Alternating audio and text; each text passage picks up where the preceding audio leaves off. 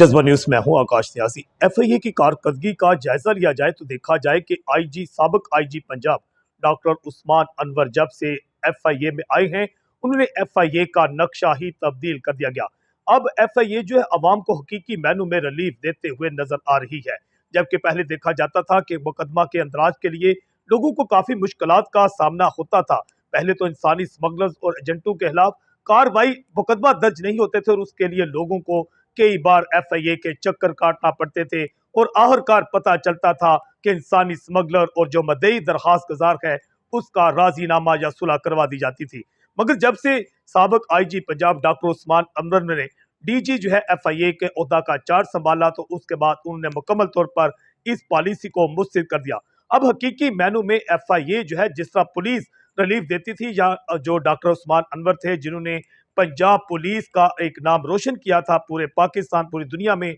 अब एफआईए भी इसी तरह रिलीफ देते हुए नजर आ रही है। और खासतौर पर देखा जा रहा है कि पहले एफआईए के जो अफसरान थे उनकी खुली कचहरियां नजर नहीं आती थी, मगर डॉक्टर उस्मान अनवर की तैनाती के बाद जहां पर जिला गुजरात समेत पूरे पंजाब में खासतौर पर गुजरांवाला डिवीजन में अब जगह जगह पर जो है डायरेक्टर एफआईए और डिप्टी डायरेक्टर एफआईए खुली कचहरियां लगाते हुए नजर आ रहे हैं। और बिन अशरफ जो है डायरेक्टर एफआईए गुजरांवाला जोन जो है उनकी जानिब से गुजरात समेत कई अजला में खुली कचहरियां लगाई गई हैं और अवाम को मुकम्मल तौर पर रिलीफ भी दिया गया है। और वहां पर देखा जाता है कि लोग बासानी तौर पर अपने मसाइल बयान करते हैं और फौरी तौर पर लोगों को इंसाफ होता हो भी नजर आ रहा है। जबकि पहले यह भी नजर आता था कि जो